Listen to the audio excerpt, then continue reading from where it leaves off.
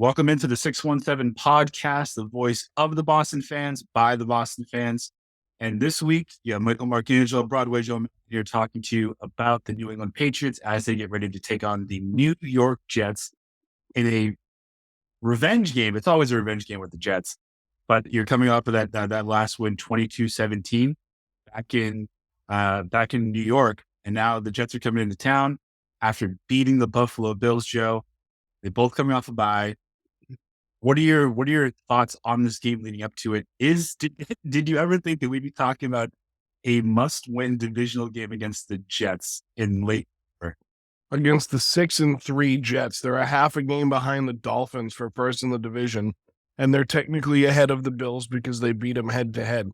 It's wild. I've said from the beginning, I like what Robert Saleh's doing there in New York. I think he has motivated these guys. Very similar to what Brian Daboll has done on the other side of the stadium with the Giants. I think it's been a very similar thing.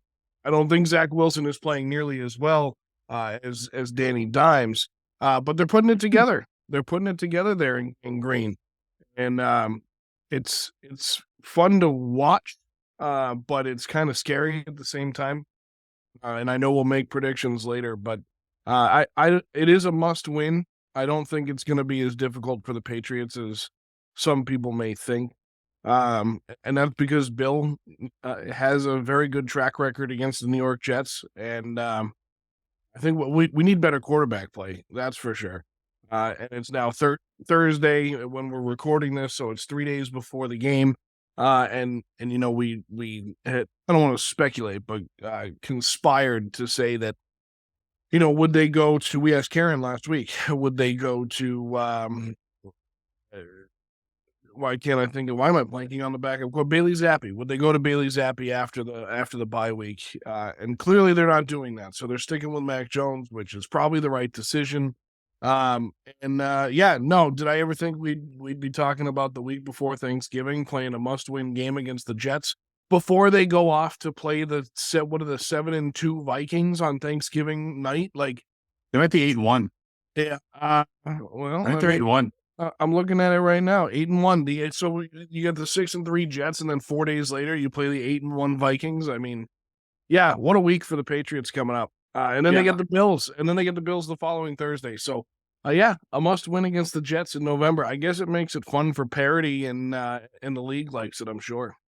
Yeah, I just think when you talk about this matchup, the Jets and the Patriots always, there's always that grudge match, obviously, ever since Bill's been the head coach. But more importantly, it looked like in that game against the Jets last time, we tried to let them back at it. And we eked out the victory 22-17. What do the Jets do after that? They go out and they beat the Bills 20-17. Now that's a statement win for that franchise and in this season. And I think we went off and we beat the Colts. It was Frank Reich's last game as head coach. Great, but you almost have to believe that the Patriots. I know that they're favored because it's a home game, but I think the Jets are a better team, and I almost need you to tell me why I'm wrong, Joe. I actually don't think you're wrong. That's another. I really don't. I know, right? Write that down. Use that as a clip, Craig. No, I don't think you're wrong. I think the Jets are a better overall team. I think they have their stuff together, and we've beaten the dead horse of the offensive coaching staff on this New England Patriots team. So I don't think it's necessary to do it again much here tonight. But the Jets have their stuff together, and Robert Saleh has done a great job with that defense. Zach Wilson is playing a game manager role where he's winning games and being put in good situations to win those games, and that's something that the Patriots have not done with their quarterbacks.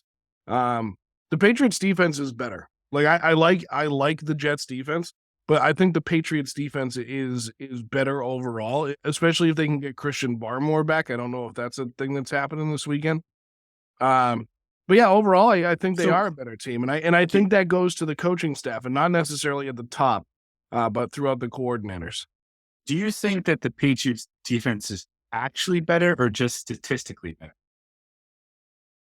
I think on paper they're better. So statistically, they're better. Yeah. Um, Yeah. Because you just have playmakers on the defensive side of the ball for the Jets. yeah, I CJ mean, Mosley. Sauce Gardner. Yeah. Oh I yeah. mean, I mean, the kid's outstanding. yeah. And it is close. You know, the Jets are holding their opponents to, I think, 19 and a half points per game, and the Patriots are right around 18. I mean, you can only play who you can play.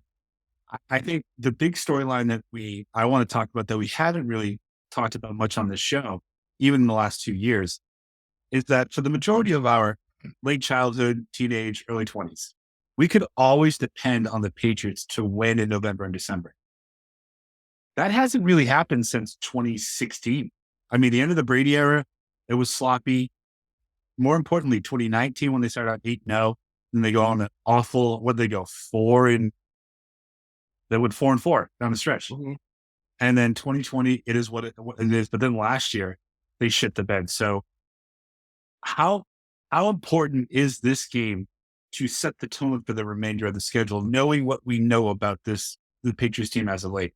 Well, I mean, it's extremely important because they're scheduled down the road, and we went over it last week and could have pointed out a 5-3 schedule, and it's so funny because hindsight's 2020, right? But now I look at the schedule and the Jets. I mean, I don't think it's a toss up, but the Jets can win this game. The Yep. Vikings can win on Thanksgiving. The Prime Bills can time. beat this I know. The Bills can beat this Patriots team. I think the Yep. Patriots beat the Cardinals, beat the Raiders. The Bengals are going to have Jamar Chase back. The Patriots secondary is going to be battle. They're going to be tested. And then they finish the regular season with the Dolphins and then at Buffalo. Um, Unless three there's and snow. five. 3-5 is almost more realistic than 5-3. Yeah. It's this is a huge game to set the tone, and this is a weird one because we've seen how the Patriots game plan when they have a Sunday afternoon game followed by a Thursday game. Yep. It's either going to be a boring game where it's a 17-10 final or something silly like that, or they're gonna go out and blow the Jets out. Like, and I don't mean 17-10 they win. I just mean like a close game where it's hard fought, but they try to save up some energy for Thursday night. So it's gonna be a weird one. I think it's definitely a statement game though. It's must win. It's a statement game. It's a trap game at the same time. I mean, pretty much any adjective you can put in front of this game, it is that. It's and we're home. We already talked about this. Home Yep. team typically gets favored by they get 3 points. Yep. The spread on this is 3.5. Yep. So Vegas thinks that this is a pickup. Yep. How much?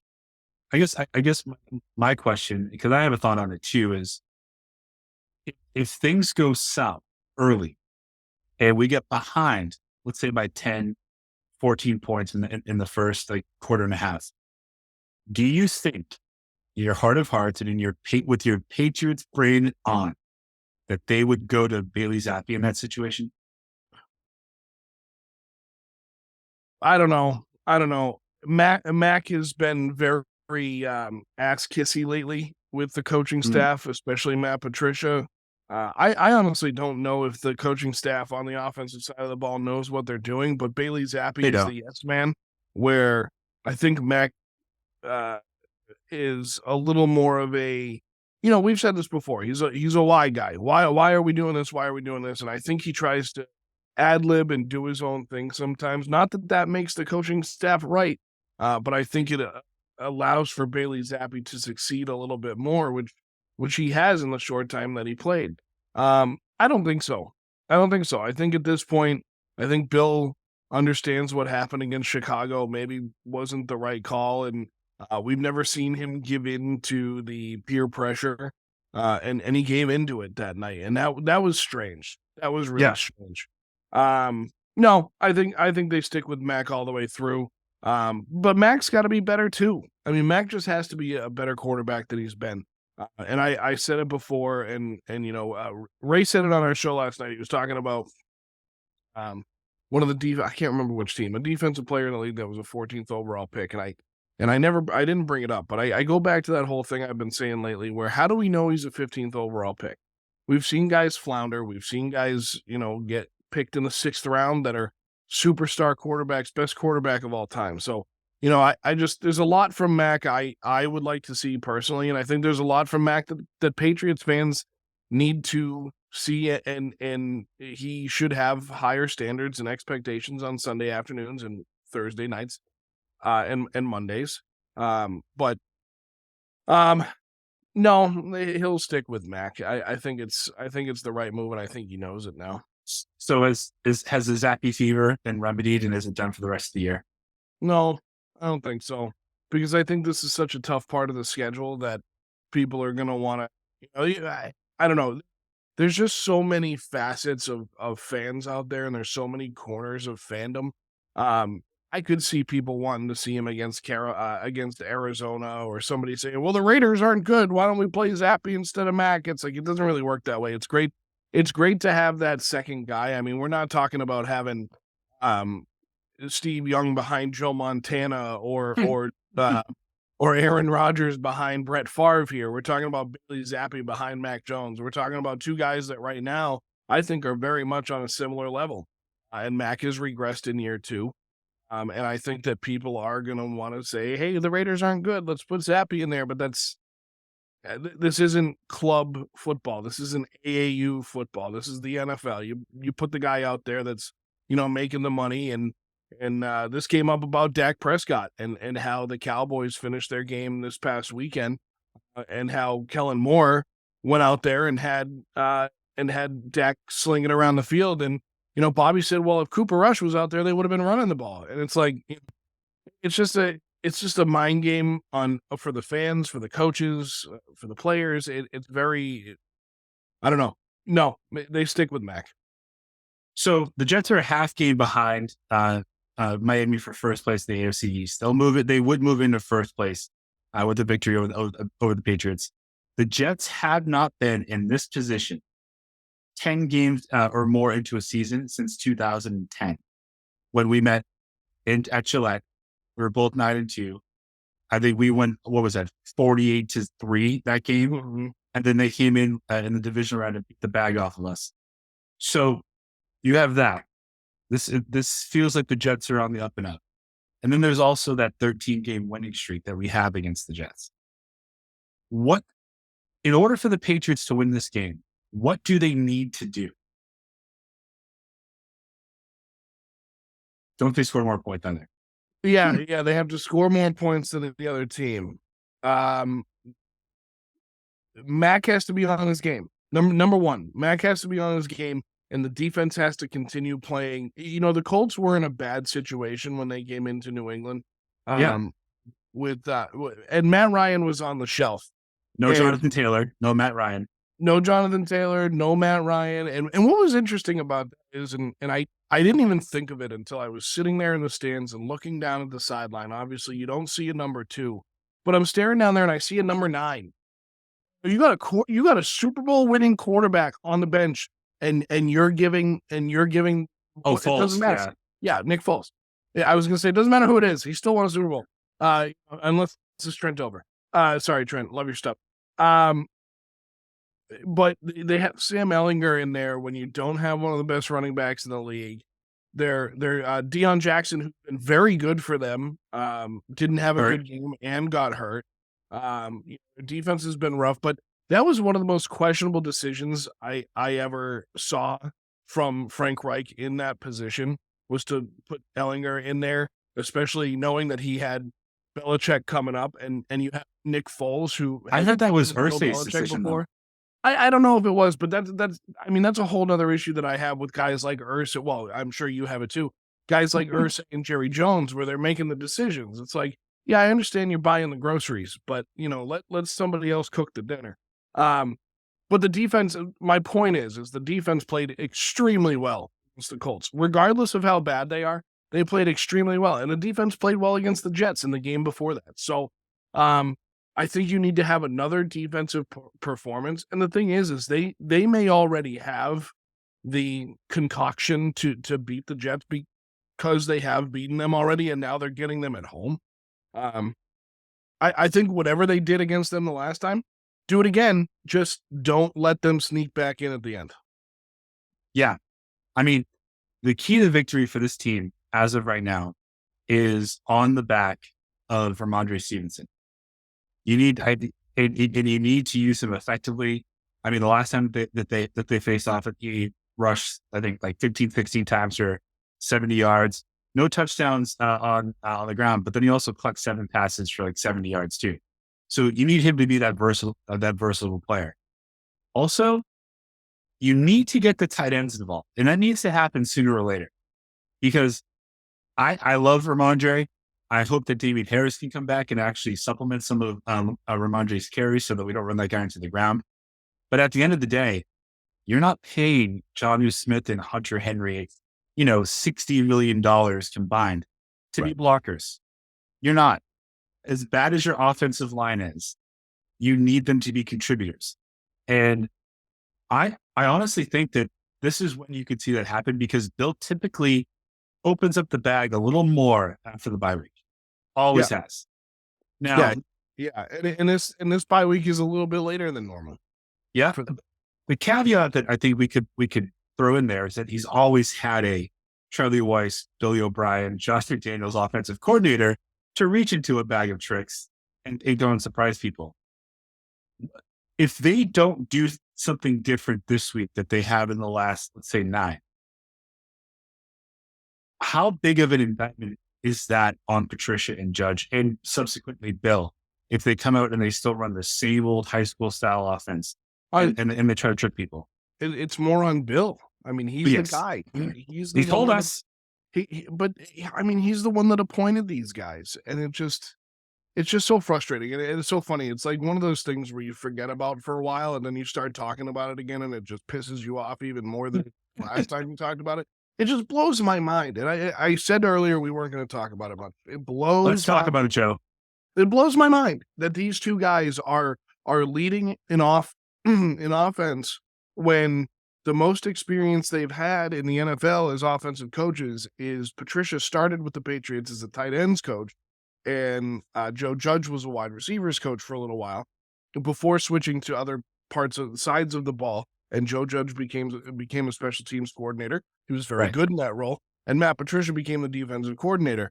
Granted, kind of a figurehead, and I think Bill was doing a lot of the game planning and play calling from that side of it, or at least influencing that. But then you put these guys on the offensive side of the ball with a second-year quarterback and a rookie quarterback. And you're right. If they want to go out and keep running this high school style offense, we've seen it fail time and time again. And it's the same thing with Mac. We know we look at other quarterbacks in the league and we know what they're going to do. You look at Jimmy Garoppolo, you know he's going to throw 35 times for 250 yards and no touchdowns. You look at a guy like Matt Stafford, you know he can sling the ball around. He's probably going to throw up a pick each game.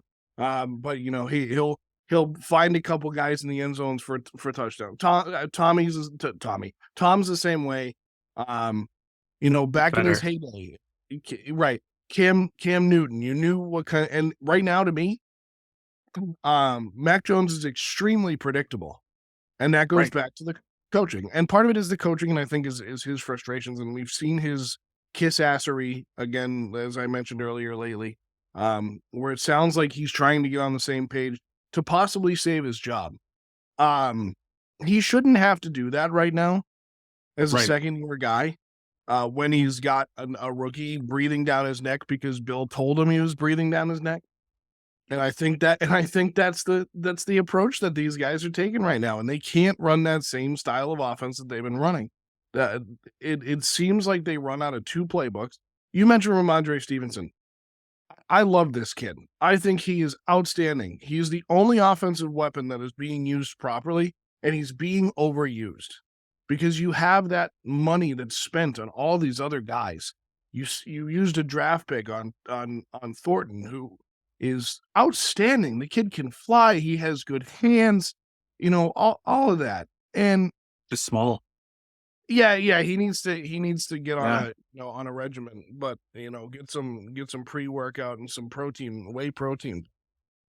Um, Yeah, I look at the money they've spent, and they need to figure this out, because they're wasting money, they're wasting time in guys' careers, and they're not using guys properly. And to have these two jokers running your offense is just, it's debauchery. Yeah. I also think that even though, I talked about Ramondre and the tight ends, if they haven't shored up that offensive line in the bye week, it's over. I mean, because there's only so much that Mac can do when he has less than 3 seconds to after dropping back. Yeah. And what I want to see out of this game, before we talk about what the Jets need to do, is I understand if trickery is gone, if the bag of tricks you don't really have it anymore, just do play action. You use play action to set up the run, not to set up the pass. Right. Right? Because your horse is Stevenson. If Damian Harris is healthy too, but that's a hell of a two-man monster or two-head monster. But you can't have him drop back in single back sets or I formation and expect him to just make a play, because for whatever reason, and I don't know if we've even talked about this that much, why are the receivers not getting open? I think we did talk about this. Is it lack of ability or is it lack of ingenuity in the play calling? Lack of excuse me, lack of ingenuity in the play calling, because I don't think they're being given enough time, which shows why he needs to throw underneath and into the flats to Ramondre Stevenson. I think that they are putting Mac in a position to throw up balls deeper than he needs to. We don't need to. I don't know where this home run crap came from. Like, I don't understand where that came from. So desperate teams do when they don't have a play call. Sorry. Right, exactly. And I don't know where. Yeah, I think it's so funny, because I've mentioned this before, but somebody on the radio defended the play calling on offense and was like, "Well, Mac should be better at throwing 50-50 balls." It's like, it's called a 50-50 ball for a reason, dude. Like, this is what, and we shouldn't be doing that. We should be going back to this dink and dunk underneath stuff. We won 6 Super Bowls with it. Don't change it. Just adapt to the quarterback that you have. And that we saw that was something they tried to do with Cam Newton. He just couldn't play the game anymore. That's just plain and simple. He also only had Jacoby Myers for 13. Right. And speaking of Jacoby Myers, he's the only guy that's been getting open. He's the only guy that can release, which is great. He's a number 3 receiver. and he's right now, he's the best weapon on the Patriots, because do you really think he's a number 3, Joe? Sorry to cut you off, but I only interrupted you this time because you have said that since we started this 2 years ago. And every time that you've said that, he's still been their most productive receiver on the field. Sure. Yeah. Well, so I more mean in X's and O's, rather than like on the field. But that's a good point, because it's like, oh, Jacoby Myers. Well, it's not as fancy of a name as Kendrick Bourne or Nelson Aguilar. But you're right. He's been the most productive. He's the most consistent. He gets open. He's got great hands. He's got a good feel for the game, and quarterbacks love him. Every quarterback he's played with has enjoyed.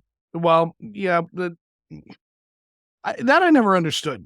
I didn't understand that. And he basically kind of, well, I don't want to say he screwed him in his rookie, but that's the problem. Brady doesn't like rookie receivers. He never has. Aaron Dodson him. Which kind of comes back to the play calling when Tom was here. It was too complicated. It was like trying to, and we saw that with Chad Ochocinco. We saw it with Marvin. Was it Marvin? Not Marvin Harrison. Reggie Wayne. Reggie Wayne, when he came here. We saw it with those guys that were, Hall of Fame caliber wide receivers, and we're like, nah, I ain't doing it. So I think now they do need to dumb it down. I don't know why they're trying, like, Bill O'Brien and Nick Saban don't run a super overly complicated offense. So, and it's like, well, he's from Alabama, he should be able to run this offense. Like, no, until very recently, Alabama quarterbacks haven't been very good in the NFL. And right now, out of the 3 most recent Alabama quarterbacks, Mac is number 3 behind Jalen Hurts and Tua Tagovailoa. Oh, so, it's sometimes it's painful to watch. It's painful to watch the offense because it's so predictable. You know what Mac's going to do. You know where he's going to go with the ball. It's going to be Stevenson or Myers, and then they're going to surprise you with a seam route with Hunter Henry, or they're going to go underneath to Kendrick Bourne. And these are things they should be doing all the time. Spread the love, Bill. Yep. Spread it around, but also have an offensive coach running your offense. It's just it's stupid. I'm sorry, Bill. Stupid. I'm not even sorry. It's dumb. It's ridiculous. Before we move over to the Jets side of the ball, and we pause for a word from our sponsor, I want to do a little exercise with you because, again, I'm not targeting you. That's fine if you are. It's just you and I here, Joe. Just you and me. Okay. Jacoby Myers. Where would you say he ranks in terms of receptions on the team this year? Well, he's first on the team. 40 catches, 52 targets, 450 yards, 3 touchdowns. I love the touchdown numbers because that's a career high for him, and he's not done. You want to know who number 2 is? Oh, is it Ramondre? 35 catches on 43 targets, 230 yards. Yep. Well, I just told you that's the way they run the offense. Look for those two, shut those two down, and they have no offense. Number 3 and 4, Hunter Henry and Jonnu Smith. 14. In terms of, is it 14 and 13 catches respectively or something like that? Come on, Joe. It's 19 and 16. Sorry, 19 and 16. Sorry. So we're doing this exercise because your 5th, 6th, and 7th leading targets and receptions are Devontae Parker, Nelson Aguilar, Kendrick Bourne. You have most of your skill position money is tied up in the 6th and 7th spot on that list. Yep. Kendrick Bourne, after what he did last year, 19 targets all season. Let me ask you, Joe, now before we go over to the Jets, if they were going to use him this ineffectively, why didn't they try to trade him? I don't know. And this is another classic case of somebody trying to be like Bill again, because we found out earlier in the season that he was in Matt Patricia's doghouse. And he was very outspoken about it, Kendrick Bourne. And he asked to be traded. He knows the offense better than Matt Patricia does. Every single guy on the offense knows the offense better. Shaq Mason came out of retirement, basically. He wasn't actually retired, but he came out of retirement, signed with the team. The offense had changed. He still knows it better than Matt Patricia. And after and this is another gripe I have with this offense. They're trying to run a Kyle Shanahan style offense, and they signed a Kyle Shanahan draft pick and are not using the Kyle Shanahan draft pick correctly in the Kyle Shanahan influenced offense. So what are we doing? What's going on? Kendrick Bourne should be the most dynamic player on this team. Where has the style of offense gone where you have that outside guy like Jacoby Myers, you have that underneath guy like Kendrick Bourne, and you have those 2 good wide receivers? I mean, tight ends. Like, I'm sorry. Did we dream Julian Edelman, Troy Brown, and Wes Welker? Was that just a dream, or was that the style of offense that should have been run the whole time? I think it's criminal. I'm glad they didn't trade Kendrick Bourne because I really like him, and if he gets the right offensive coordinator, he will be used properly, I hope. Yep. But it's criminal how improperly they're using him. Now, I believe that with the tight ends. I still believe that with Aguilar, even though I think his hands are made of stone. But it's terrible what's going on with Kendrick Bourne. The amount of money that you paid Jonnu Smith 2 years ago, and you get more production out of Michael Maunui. I mean, it's ridiculous. So, my last question about the Patriots before we pause for a quick word: will this defense hold up? And is this the game where is this really a barometer for if we figure out if they're for real or not? Yes. But the defense will hold up, and this is a good barometer. I think the Vikings are a better football team than the Jets, but if you lose to the Jets with having a Thanksgiving game against the Vikings, followed by another Thursday night game against the Bills at home, it is at home, but regardless, home or away, you're in trouble. you're in trouble because, yep, prime time for Kirk Cousins. Hopefully he folds like a cheap lawn chair. But regardless, I mean, you're going up against a good football team. And Kevin O'Connell, I'm not sold on him as a coach, but I am sold on Robert Saleh. So Yep. if they don't hold up and they don't win this game, they're in trouble. If they do hold up and they do win this game, they're still in trouble, but not as much. And this division is very good. I mean, the AFC and NFC East are two pretty good conference divisions right now. And the Patriots technically are no better than the Washington Commanders at this point. So Yeah. I mean that's the kind of team you're looking at. So yeah, I think they can hold up. I think they can. Again, predictions coming later. I think they can win this game, but it's gonna take a village. I think the thing that really pissed me off is that I like rehearsed the I can't even say it now. I Can't do it now. rehearsed it and I just couldn't deliver it when I Yep. needed to. This is a must-win game. The Jets are a better team statistically, better record. Who would have ever fucking thought that? So we kind of dissected what we thought the Patriots needed to do to win this game. Let's flip it around. Last time the Jets played us, Zach Wilson was the reason that we won that game. 20 of 41, 350, 2 touchdowns, 3 picks. Do you think that if he just cleans that game up just a little bit, that this is going to be an easy quote unquote Jets win? I don't know if he has the ability to clean it up. You know what I mean? Like I don't Yeah. know if he's that caliber of an NFL quarterback to be able to make those adjustments in a 3-week span or during a game. I think the defense is the key for this Jets team. I think Zach Wilson is a below average NFL quarterback. But to answer your question, sure. If he can make that adjustment, complete some more of those passes, not turn the ball over, then sure. He can win that game. You mentioned the better record. And it's interesting because the 3 games that they've lost, they've scored 17 points or less, 24-9 against Baltimore, 27-12 against a Cincinnati, and 22-17 against New England. And in the 6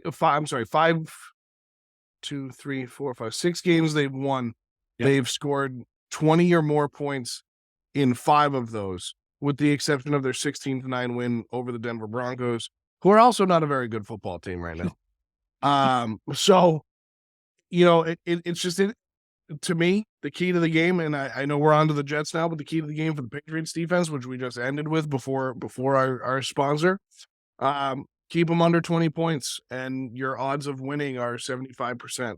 Yeah. Is basically the way I see it. But to the point of you don't know if Zach Wilson is the kind of quarterback that can clean that game up, right? 20 of 41 against us, 2 touchdowns, 3 picks, 355. The next week against Buffalo, 18 of 25 for 154 and a touchdown, and they won that game.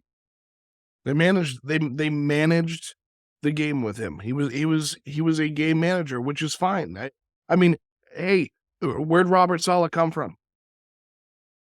San Francisco. San Francisco. And I said that pretty confidently. Yep, the proof is in the pudding right there. I mean, it's the same style of. Now Jimmy Garoppolo is a much better NFL quarterback and much more handsome than Zach Wilson. But it's the same style of play, and he knew what he needed to do to manage the game to get that win.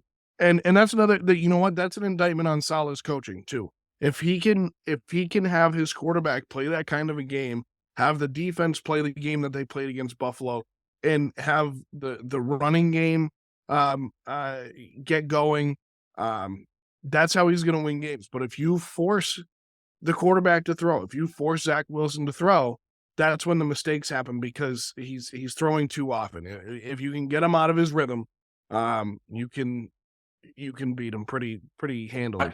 I think the other, like the other thing that we need to talk about for the Jets is in the game against us, they rushed, I think like 18 times for 51 yards. It was terrible. Against the Bills, who, again, on paper, statistically have a better defense than the Patriots, they rushed 34 times for 174 yards. if you give up 125 yards to the Jets rushing, you're going to lose that game. Yep. Because again, we can say what we want about Zach Wilson, the more MILF hunter, but he can win a game on a throw. And if they run that ball 28 times for 140 yards, that's clock management. They're going to own the field. Your defense is going to get tired. So with the addition of James Robinson, and now that he's really, really factored into that offense, do you think that the combination of Michael Carter and James Robinson are enough to overcome what has been so far a pretty stingy Patriots defense? I mean, it was against the Bills, and I've been calling them a wagon all season. I mean, then the Bills' offense is better, and they should be able to overcome that kind of rushing attack, and that defense is outstanding. And Von Miller, the old man, he's still playing extremely well, playing at a high level for that team up in Buffalo. Ring hunting, but I'll give it to him. The guy's outstanding. I mean, he's one of the best linebackers in the league still. Yeah, 34 rushing attempts, 25 passes last week. That's 59 plays, with significantly more than half of those plays coming on the ground. And that's something that the Patriots limited that. Like you said, they limited that in the first game. They made them go to the passing game. And I think that's another key to the game. But if you're right, you're absolutely right. If the Jets can rush for 100, I'd even go to 125 yards. If they can rush for 125, they got a pretty good chance. But we also know that they need to score 20 points, because if they don't score 20, if they score 19 or less, 75%. You're going to hit your wagon to that, aren't you? I'm going to hitch my wagon to it. 75% of the time they will lose if they score 19 or less points. It's just, it's a proven fact. I mean, isn't it also true that as long as they can score 9, as long as they don't let the Patriots get past the 40-yard line? Yeah, sure. And that's something that they have the ability to do. I mean, their defense is also stingy. I mean, they can, if they can get Mac and Matt Patricia to panic, which we've seen teams be able to get them off their game, then yeah, sure, absolutely, they can win it that way too. I mean, without a doubt. It's so funny because a lot of times in the past, I mean, you and I have had this conversation, whether it be on Facebook, on the radio, on our podcast, MySpace back in the day, whatever it is. Like, we used to be, the Patriots can't lose, they won't lose. The Patriots could very well lose this football game. It could happen, because this Jets team is good. And I think they're going to be pissed off about the loss from 2 weeks ago. And I think Robert Saleh, he said it earlier in the season after the Bengals game. He said, "We're keeping receipts." Well, they've only lost once since that game, and they're in second place, only a half a game back of the Miami Dolphins, who are off this week. So if the Jets win, they are tied for first place in the AFC East. Yep. I also think one of the things that we should give the Jets credit for is the fact that they have this record, that they're pretty successful, and that their skill position players are not great. Like, on paper, again, I say this all the time. If you compared ours to theirs, they have Garrett Wilson, Tyler Conklin, right? And for wide receivers and tight ends. We have Hunter Henry, Jonas, Devontae Parker, Jacoby Myers, Kendrick Bourne, Nelson Aguilar. 4 years ago, that was a fantasy team. Right? That's a fantasy starting lineup 4 years ago. And now you're right. Braxton Berrios, right. Corey Davis, Denzel Mims, Elijah Moore, Jeff Smith, Tyler Conklin, CJ Uzoma, who basically, failed his way out of Cincinnati. So Michael Carter and James Robinson in the background. Like, who are these guys? Like, who are we know who they are. We know who they are, right? Like, they're not Braxton Berrios, who was in New England. I wish they kept a guy like that. Maybe not necessarily to play wide receiver, but on special teams. But I'll tell you what, man, sometimes it just works in a different system. And he's been outstanding for Zach Wilson and the New York Jets. And that quarterback room, Zach Wilson, Mike White, and the elite Joe Flacco. Like, Right. that's that quarterback room. You're absolutely right. There's nothing on that same time. Like, that is a damn good football team. Yeah. Listen, all I know is if we surrounded number 12 with the skill players that we have in this team now 3 years ago, Giselle would have been off of the jiu-jitsu instructor way earlier. Like, we'd be fine. But the reason why, to your point, Joe, why we know who the Jets receiving core is because last time we played them on 20 catches, they put up 355 yards against us. They averaged 18 yards per reception. Yeah, which is That amazing because we just talked about him throwing the ball up causes more turnovers. He still threw for 355 yards. correct. And 2 touchdowns. Now, granted, 3 interceptions, but and 2 touchdowns, and put his team in a position to win. You can win with numbers like that.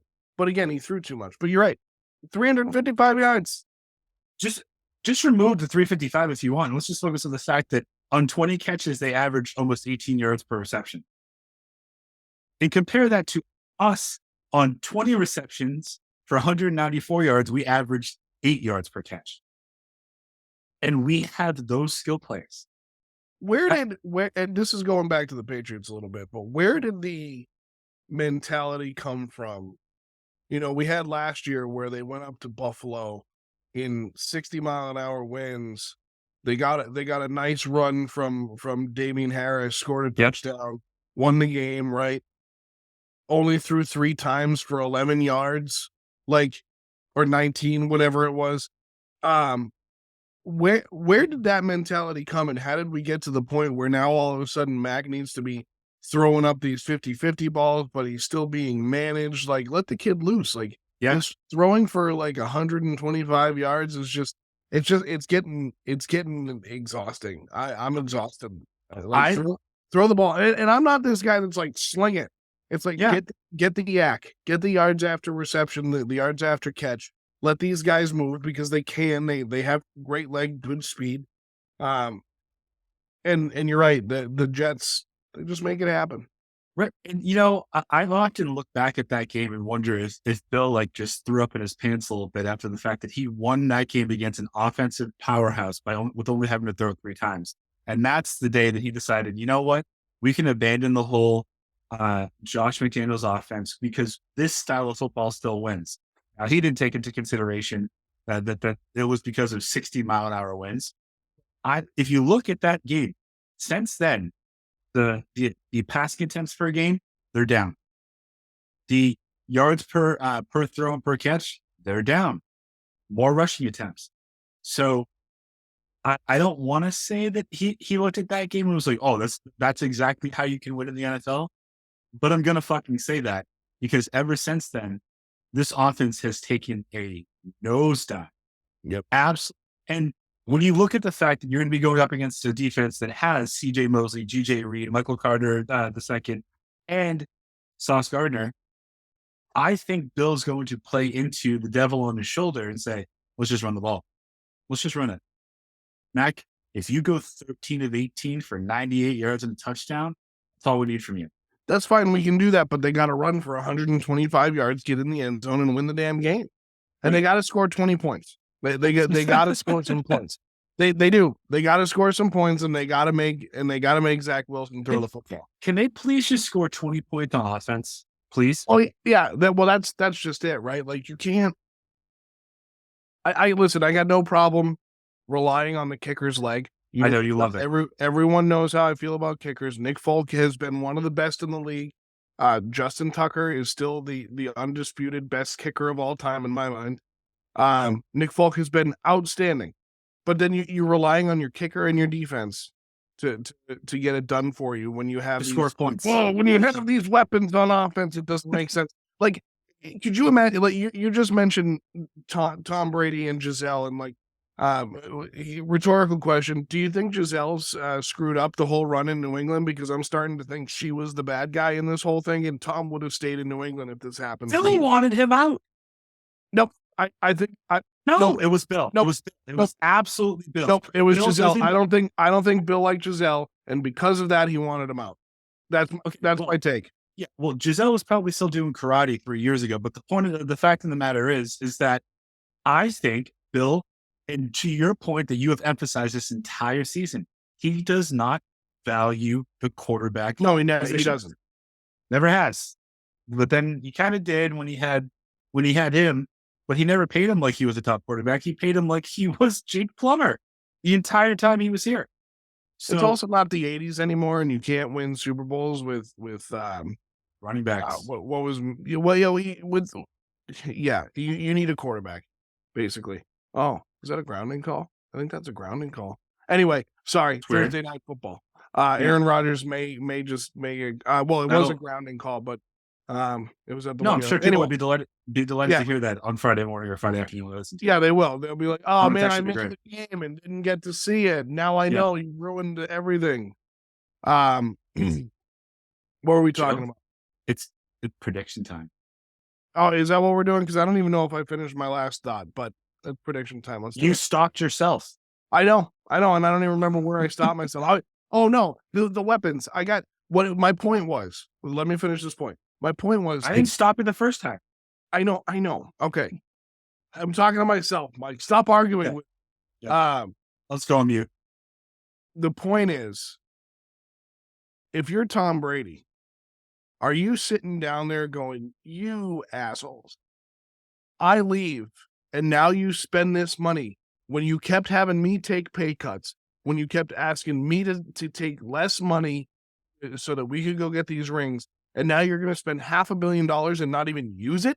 You're just gonna let it rot on the sideline and not have real offensive coaches. Like I almost got to imagine he looks at that and goes, "You guys, this is just absolutely incredible."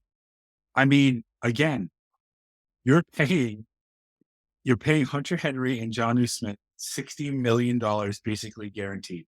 Is that true? No, it's more than that. It's $100 million guaranteed $100 over the million course of guaranteed. yeah to be offensive linemen because you can't protect your quarterback that you didn't want to draft. You can't protect the fourth rounder you'd prefer to start either. Like that is what we're doing. So yes, I think he probably looks. He probably looks at this and says, the entire time I was there, I took pay cuts so that you could bulk up on the defensive side, which, by the way, when you have a great quarterback, you should do that because they're going to make chicken salad out of chicken shit on offense either way. Now they realize, well, we don't really have a good defense anymore. So we're going to load up on offense to supplement our quarterback. And this is what they do. This is what they do. We don't need to go through this whole diatribe again, but there were so many offensive coordinators that you could have brought in that had never run the Patriots offense before. Turns out that that wasn't a criteria list because they changed the offense anyway. That would have enabled whatever quarterback Bill preferred to start on any given day to have more success. And they chose these assholes. I Yep. mean, just plain English. That's what they did. So like now we're left to talk about this every single week. You're left to listen to it every single week because that's the reality that we live in. No matter how much silver lining there is, at the end of the day, if you were ever in a position to advance to the playoffs or in a playoff game, and you have the ball, you're down by 4 points, and you need a touchdown to win, Matt Patricia is calling that play. Sorry, but just that's what it is. So It's one of the most egregious blunders in Bill Belichick's career. he was the architect of it. It wasn't even a blunder. He fucking sought it out. Yep. Okay, we calm down. Broadway prediction time. What is the final score of this game and who wins? 23-15 New England. You get 3 field goals from Nick Folk. Offensive touchdown, a defensive touchdown. The Jets will score 2 touchdowns. And the second one will come third quarter, late third quarter, early fourth quarter. They'll go for 2 to try to get back within a score. And then Patriots win. So 23-15. That's interesting that you said that because the over-under is 38. Not, I do not have any units on the game. Yeah, that checks out. So I think that the final score of this game is 24-21 Jets. And I think you will lose this game. You being us as the Patriots will Right. lose this game The Royal with the ball in your hands on offense when time expires and you're not able to actually drive down the field to win the game. That's what I think. I think that's I think it's amazing you're saying they're going to score 3 touchdowns when they have no field goals. I think that's the most mind-boggling part of what you just predicted. Yeah. So I think I actually there's going to be a punt return for a touchdown. So whether that's either blocked or it's returned, I think there's going to be a defensive touchdown and Ramondre will get one. So we both have the Patriots offense scoring 7 points. Yeah, right. Yeah, whichever way you slice it, they're scoring 7 points and no more. If the Jets win this game, are they going to the playoffs? I don't think it's guaranteed, but I think it shows us a little bit more of where the Patriots are as a team. I think the Jets, we talked about it on our power ranking show last night, yesterday, or which came out on Thursday. You can check that out. Link in bio today. Yeah, I never know. We recorded on Wednesday. It came out Thursday. We're recording Thursday. This comes on Friday. I don't know. Days. I thought it was Wednesday all day today, so that's fine. I would compare this team to similar at this point in time. Minus Derrick Henry are very similar to the Tennessee Titans. I think they're not a number 1 seed, but I think don't you like Zach Wilson more than Tannehill though? You have to. Well, you know what? From a mano standpoint, I don't think that point matters because Zach Wilson is the Mormon MILF hunter and Ryan Tannehill married a gorgeous woman. So from that standpoint, flip a coin. From a football standpoint, no, I think Tannehill's more likable because I think Tannehill can actually play in the NFL. I don't know if Zach Wilson can play in the NFL yet. But did you think that before you went to Tennessee? No. Oh, no, absolutely. He was absolutely atrocious. So I asked you if the Jets win, are they the playoff team? You kind of said no, not necessarily. If the Patriots lose, are they out of the playoffs?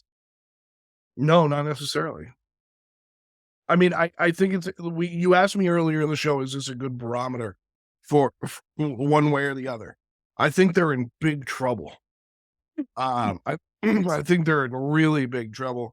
You know what? I'll change my answer. If the Jets win, they make the playoffs. Whether they squeak in or they win the division, which is still an actual thing because they beat the Bills and they're only a half a game behind the Dolphins. If the Patriots lose, I think that's the end of their season at 5-5. It should also be noted that the Jets are undefeated on the road and the Patriots are 500 at home. It's been 2 very disappointing seasons at Gillette Stadium. 2.5, really. 2.5, yeah, but fans couldn't go in 2020. Yeah. I was more speaking from a personal standpoint. Oh, you go to the game show? All of them. You didn't know that? No. Oh, I should tell you more on these shows. Any final thoughts on this game? I'm just so mad still that Matt Patricia. But do you see what I'm saying? Like when we get off of this and we go to bed for the night, we're gonna wake up tomorrow, not even think about it. Like we got other things to do. We're both married. We both have houses.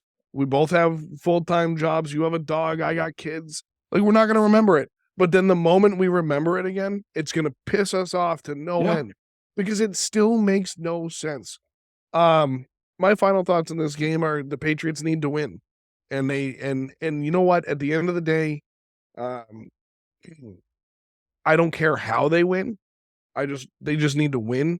And I understand that Bill wants to run his system a certain way, but hire a damn offensive coach to coach your offense and use the weapons you spent money on. You're not gonna buy a car and leave it in the garage.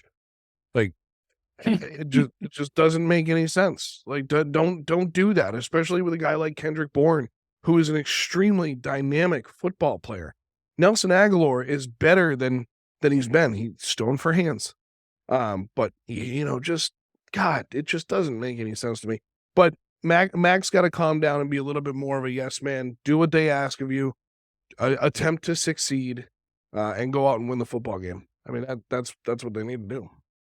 I mean, can't really do a better job summing that up. So for Broadway Joe Malcolm, this is Michael Marcangelo saying thank you so much for listening to the 617 podcast brought to you by Crowworthy. We'll talk to you next week.